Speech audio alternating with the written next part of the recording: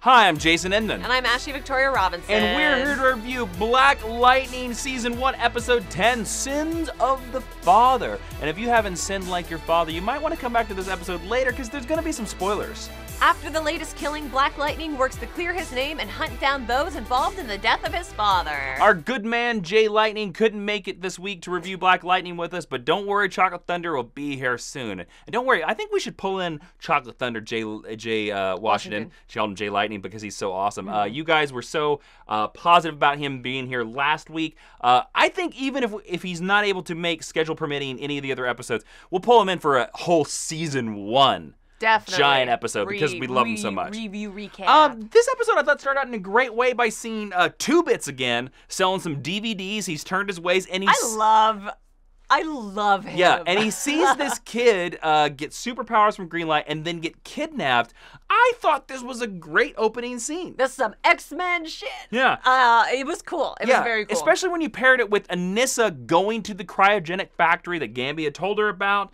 And to be honest with you, I was about ready to yell at Anissa because she was You actually yelled at Anissa. Because she was going to pull up in this chamber, this medical chamber. She was, you could see the little status meter there. And Anissa is a medical student. Mm-hmm. And I have no medical training at all. Do you play a doctor on TV? And I don't play a doctor on TV, and I did not stay at a Holiday Inn Express last night. So even I know that pulling open this chamber is the stupidest idea ever. You could kill that kid immediately. So I was so glad that her character realized that. Yeah. And then it was just a little bit of a play. There's an interesting couple of theories about who that guy is in that tube. Really? Talk about it. Around. I've seen people writing about it. A lot of people are hoping that he's Static, that's Virgil Hawkins. Because we've seen his face, because it's the Dunk Kid, yes, right? Yes, it is. Yeah. And because there are versions of Virgil where he has kind of bigger hair like that. Yeah, it just depends on when it's I don't think it is. It's not Static, I'm sorry. I do hope that whoever he is revealed to be a DC Comics character. And that I really hope he is a DC Comics character. I really, really hope he is. I don't have any predictions about who I think he could be.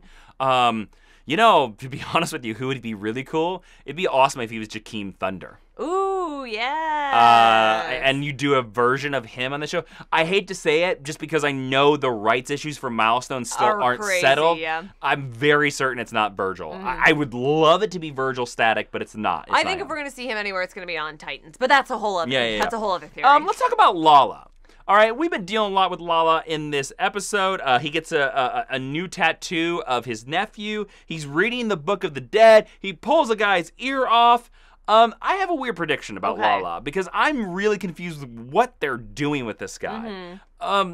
Could he be a version of the Tattooed Man? So I looked this up. Who the Tattooed Man was? I looked up Tattoo Man. He's a Green Lantern villain. There are two versions of Tattoo Man. The Green Lantern version is from the Silver Age, and then in the more modern age, he becomes a Gotham Batman villain. Same power set. Both white guys, as far as I could tell from. No, one of them, the Green Lantern guy is a African American. Oh, okay, I'm very great. certain he is.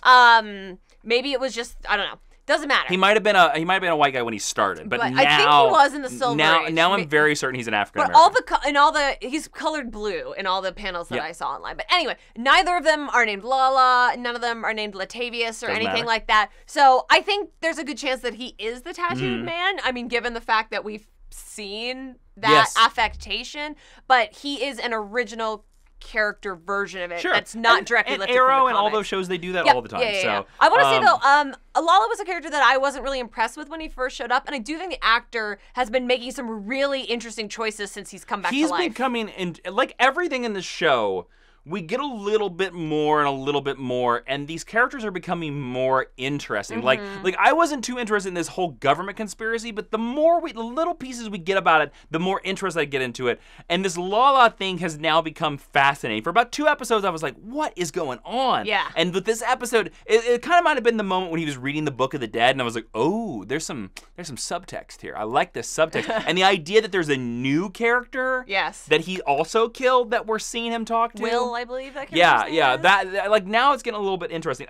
Let's talk about the best scene in the entire episode, and that is Jefferson and Anissa doing this team up fight in the factory because of course it's so cool. Because Anissa brings her dad back to the factory, and they do this thing where Jefferson like lifts her up with the lightning.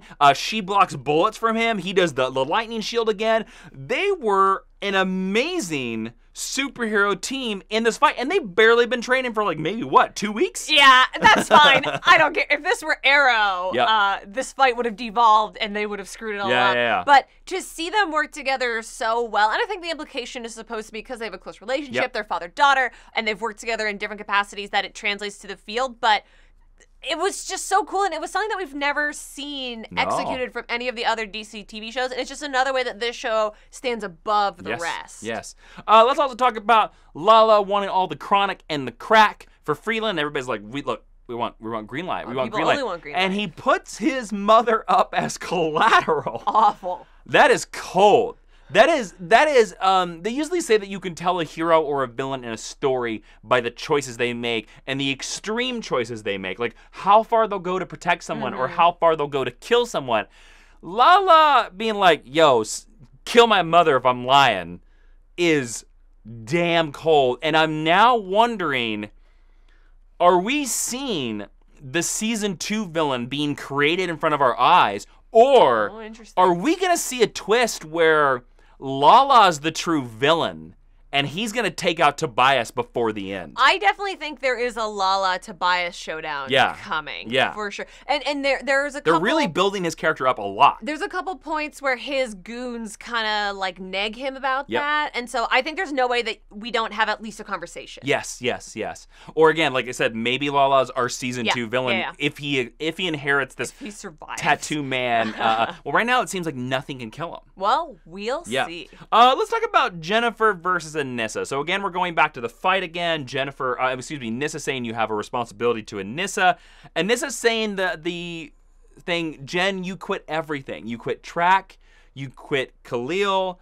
She's 16. She's allowed to quit stuff. Well, let's talk about this argument. Is Anissa being fair to this scared 16-year-old girl? No, Anissa's being a bad older sister, I think, in this scene. I think she's being a bully in this scene. Yep. And I think especially to bring up Khalil is very cold. It is cold, yet true.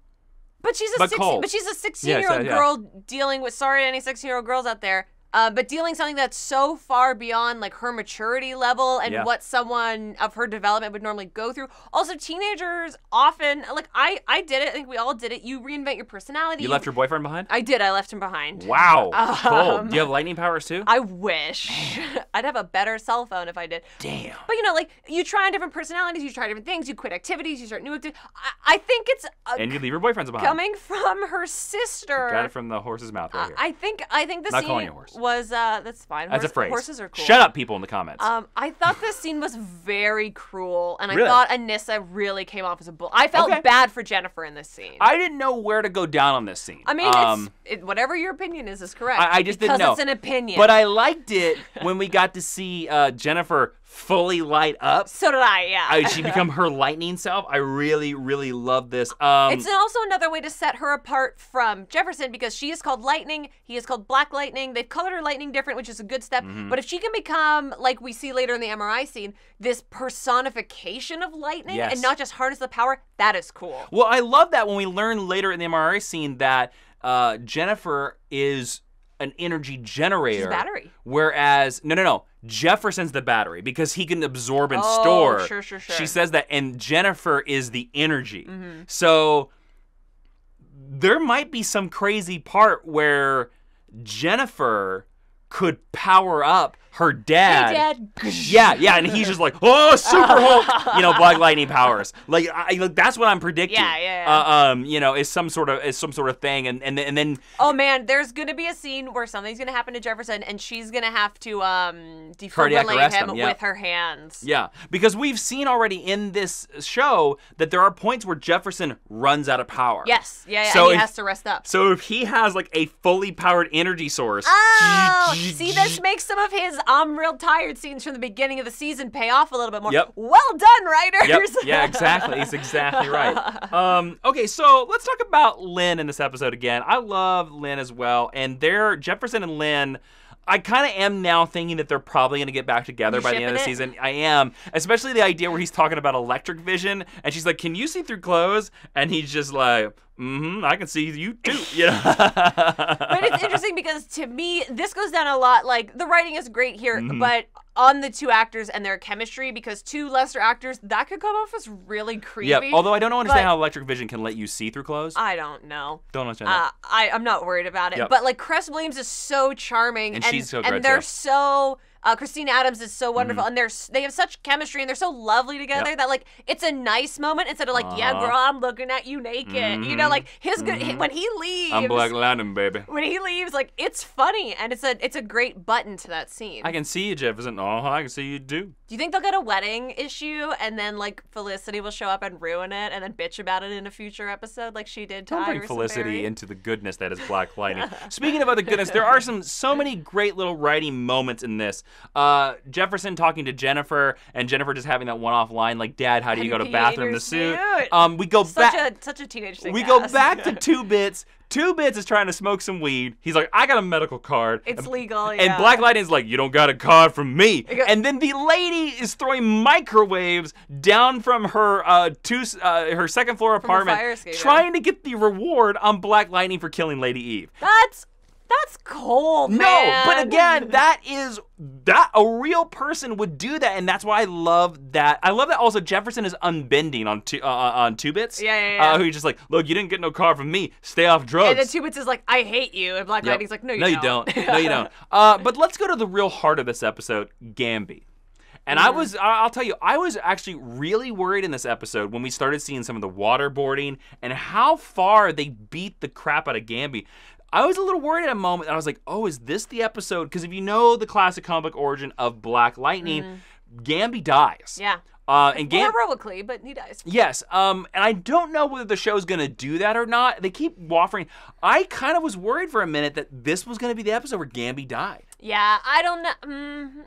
You know, it'd be interesting if he does. It's funny because James Remar, who plays James Gamby, Remar, you can tell that he was he was doing a lot of the receiving of the blows because he looked real fat this episode because they had all these pads on him. Yeah. But I respected the fact that as an older gentleman that he still did that, and I think that these were some of the most brutal scenes that we've witnessed in Black Lightning, and we've seen some pretty epic fights. Yes, we have. We also got to talk about the great Sophie's Choice scene. Not only is Jefferson a great principal, he goes and helps that little kid, he gets taken away, but when little kid is such a punk. Yeah. But when Jefferson gets brought into the room with Gamby and they put the guns against his head and they're like, "You tell us who Black Lightning is or we'll kill Jefferson Pierce, who's Black Lightning," and the sort of nod, the power goes out and Gamby's able to kill those guys. Yeah. I thought, I was like, this is great because you could kind of see it. There's no line spoken, but there's a look between Cress Williams and there's a look between James Remar where you're like, oh, this is the scenario that they have been worrying about for like 15, 20 years. But they discussed it, and they know what to... They have a whole conversation. Yep.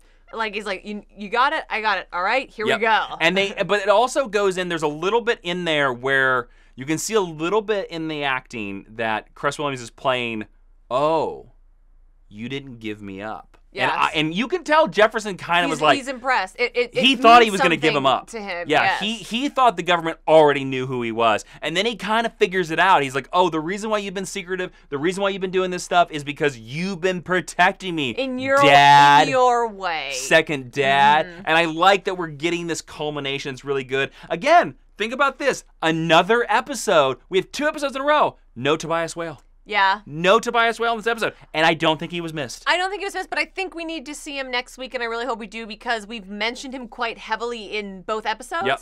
Now I understand he's in hiding, some shit went down, but I feel like we do need to see him. All right, let's talk about the spotter. So Gamby reveals that there's a spotter. There's somebody like him that's identifying these kids and selling them out. We go to the new location with the government ASA agents, and we find out that Jefferson's vice principal is the spotter, And the chief government guy, who is in so many classic movies as this chief government guy or evil icky cop, white guy. reveals that Jefferson Pierce is Black Lightning. Yeah. All right. So I, for one, never thought that she was going to matter to the overall plot of Black Lightning besides being the vice principal. What did you think of this reveal? I think this reveal is very interesting. They're obviously setting you up in this episode to assume that it's Two Bits, and we know that he gets up to some shady thought it was, things. or the little kid. I thought for a while it might have been the little kid. I'm glad it was neither of them. I think it being her is just a way smarter choice, especially because she's a character that we haven't seen a lot of, and we haven't seen her for a couple episodes. I also hope that it might lead to some more episodes next episode, or more scenes, next episode, where it's sort of this passive-aggressive subtext at the school. Yes. I think so, and I think we've been away from the school for a while. And I think we're going to pivot back to that, and I think through her, we're maybe going to see a little bit more of the Khalil stuff that's been going on. And her at the school basically being Jefferson's second in command, it puts her in a very powerful position that, again, I wouldn't have credited her with. It's very interesting because, again, if I remember right, we only have 3 episodes left. So this is very interesting. All right, Ashley, let's go straight into our rating. Based on a scale of 1 to 5 lightning bolts, what do you give this episode of Black Lightning? This episode of Black Lightning pays off a lot of things that we've been setting up in the past 10 episodes, and it's starting to set the groundwork for how this season is going to end. I thought it was all in an upswing. Even though I thought Anissa was mean, I didn't think it was a bad seed. So, I mean, I don't have a problem with anything this episode, so I have to give it a 5. It was just really good. How about you? I thought this episode was a setup episode done well, because we've seen the other DC TV shows do these setup shows. Because when you think about this episode, besides the Gamby thing, nothing really happened in this episode. Not a lot happened, but we're moving our chess pieces around. Like, we're seeing Lala face off with the guys. We're learning that Jennifer has this insane power. We're learning that Gamby can be trusted, and we're learning that the vice principal is an evil lady.